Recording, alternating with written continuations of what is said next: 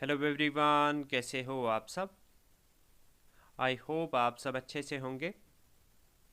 My name is Khan Shaukat and I welcome you back to my YouTube channel C S trainer Khan Shaukat.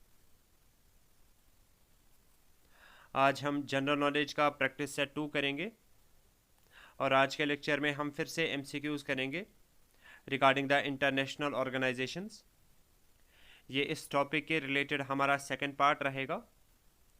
अगर इसका part 1 अभी तक आपने नहीं देखा है, you can go to the playlist, वहाँ पे आपको इसका पार्ट 1 मिल जाएगा। पार्ट 1 में हमने एमसीक्यूज़ किए थे रिगार्डिंग द यूनाइटेड नेशंस, और आज के लेक्चर में हम 5-6 इंटरनेशनल ऑर्गेनाइजेशंस के बारे में एमसीक्यूज़ करेंगे। तो चलो हम शुरू करते हैं आज की क्लास को without wasting any further time. Starting our discussion about our question number 1, a United Nations agency UNDP stands for। आपको बताना है UNDP की फुल फॉर्म क्या है। क्वेश्चन नंबर 1 का करेक्ट आंसर रहेगा option A, United Nations development programme. अब UNDP के रिलेटेड आपको एक दो पॉइंट्स और भी याद रखने हैं। अगर मैं सबसे पहले रोल की बात करूंगा, UNDP किस पर्पस के लिए बनाया गया है? To eradicate poverty, to reduce inequalities and sustainable development के लिए UNDP को फॉर्मुलेट किया गया है। और किस साल में UNDP को फॉर्मुलेट किया गया था? The year is 1965। ये वाला क्वेश्चन ऑलरेडी एक बार एग्जामिनेशन में पूछा गया है। और अगर मैं एग्जैक्ट डेट की बात करूँगा, एग्जैक्ट डेट है 22 नवंबर 1965। Let us now talk about question number 2. Who is the current administrator of UNDP? आपको बताना है यूनाइटेड नेशन डेवलपमेंट प्रोग्राम का करंट एडमिनिस्ट्रेटर और करंट हेड कौन है। क्वेश्चन नंबर 2 का करेक्ट आंसर रहेगा ऑप्शन बी, एकिम स्टेनर। और UNDP का हेडक्वार्टर कहाँ पे लोकेटेड है? इस पैटर्न के क्वेश्चंस अक्सर आपके पेपर्स में पूछे जाते हैं। UNDP का हेडक्वार्टर है न्यूयॉर्क में।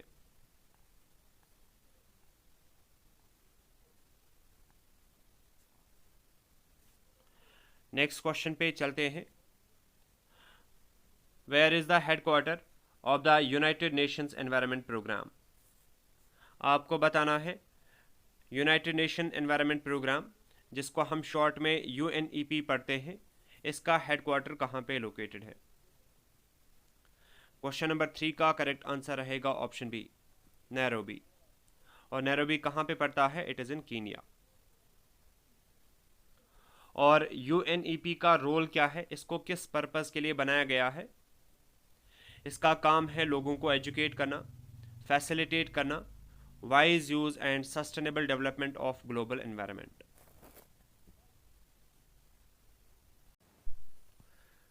Let us now talk about question number 4. The United Nations Environment Program, UNEP की बात हो रही है, was the result of deliberations held during। आपको बताना है United Nations environment programme UNEP को किस साल में बनाया गया था और किस कॉन्फ्रेंस में इसको बनाया गया था। क्वेश्चन नंबर 4 का करेक्ट आंसर रहेगा option A, human environmental conference at Stockholm in 1972।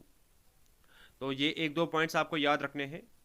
United Nations environment programme जो है, इसको किस साल में फॉर्मुलेट किया गया था?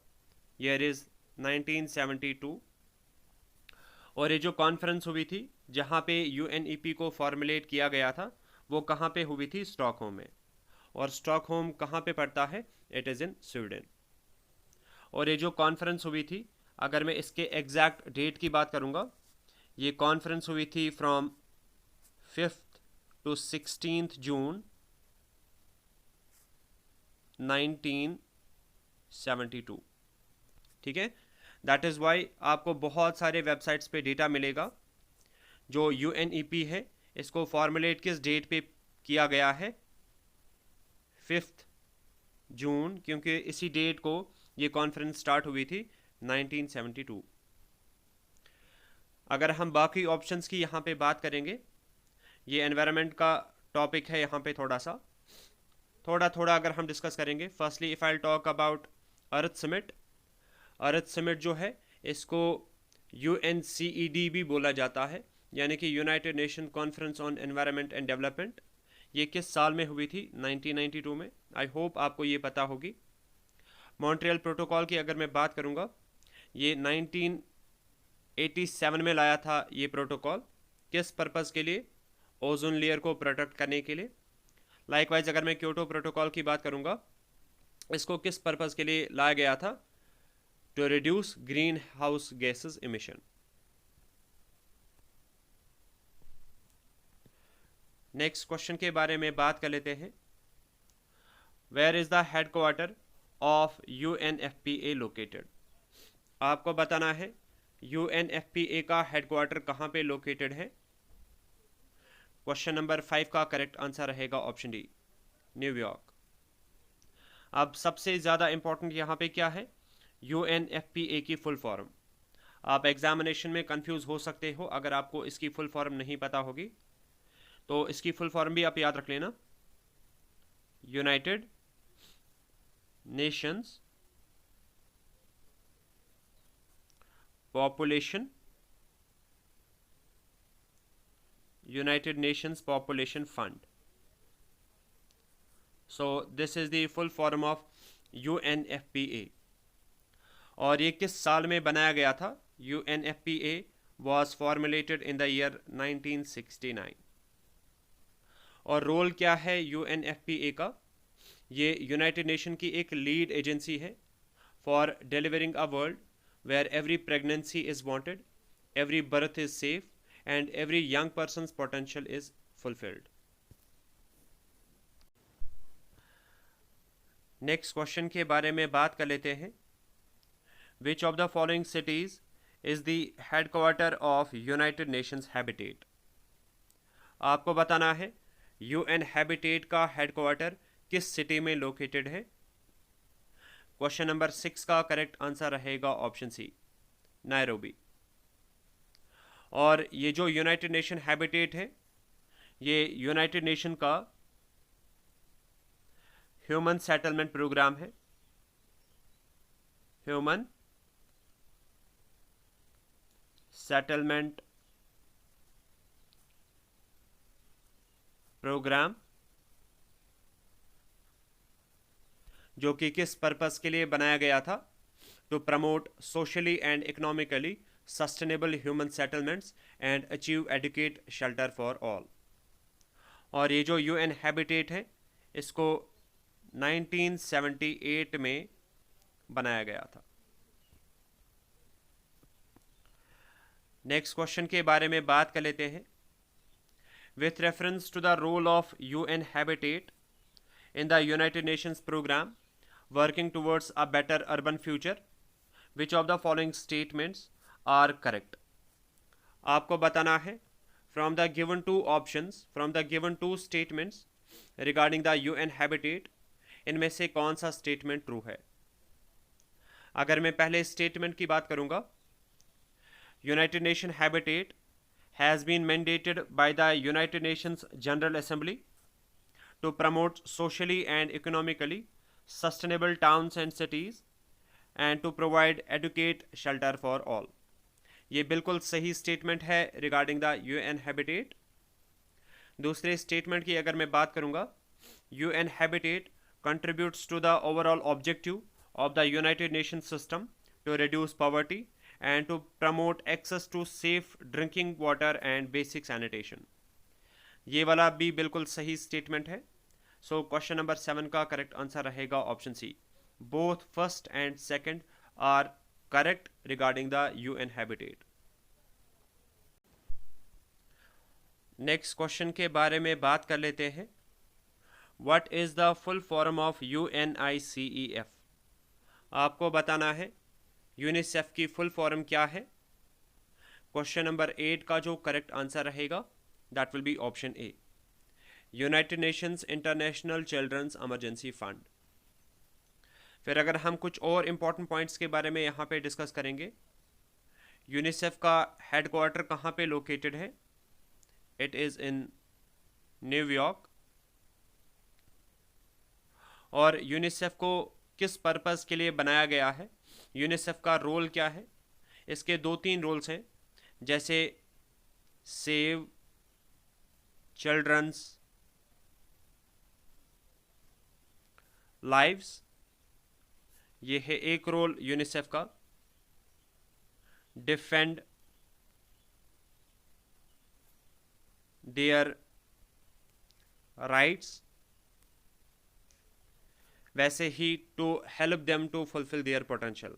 सो ये 2-3 इंपॉर्टेंट रोल्स हैं यूनिसेफ के। एक और पॉइंट हम यहाँ पे इसके रिलेटेड डिस्कस कर लेते हैं। इस पे रिसेंटली एक क्वेश्चन पूछा गया था, प्रेजेंट एग्जीक्यूटिव डायरेक्टर कौन है यूनिसेफ का? Executive director of UNICEF currently कौन है, ये भी याद रख लेना, Catherine Russell. She is the current executive director of UNICEF. Next question पे चलते हैं। In which year was UNICEF founded?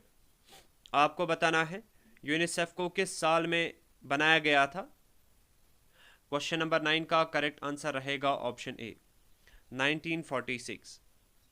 फिर से अगर मैं एग्जैक्ट डेट की बात करूंगा, एग्जैक्ट डेट है 11 दिसंबर 1946। नेक्स्ट क्वेश्चन पे चलते हैं अभी। The world food programme WFP is the food assistance branch of the United Nations. Where is it headquartered? आपको बताना है वर्ल्ड फूड प्रोग्राम का हेडक्वार्टर कहाँ पे लोकेटेड है। क्वेश्चन नंबर 10 का जो करेक्ट आंसर रहेगा that will be option D, Rome. और रोम कहाँ पे पड़ता है? It is in Italy. फिर अगर हम फॉर्मेशन की बात करेंगे, वर्ल्ड फूड प्रोग्राम को किस साल में फॉर्मुलेट किया गया था? फॉर्मेशन इसकी हुई थी 1961 में। फिर से अगर मैं एग्जैक्ट डेट की बात करूंगा, एग्जैक्ट डेट है 19 दिसंबर 1961। और रोल क्या है वर्ल्ड फूड प्रोग्राम का? मैं यहाँ पे लिख लेता हूँ क्योंकि ये थोड़ा सा इंपॉर्टेंट है। Eradicate hunger and malnutrition.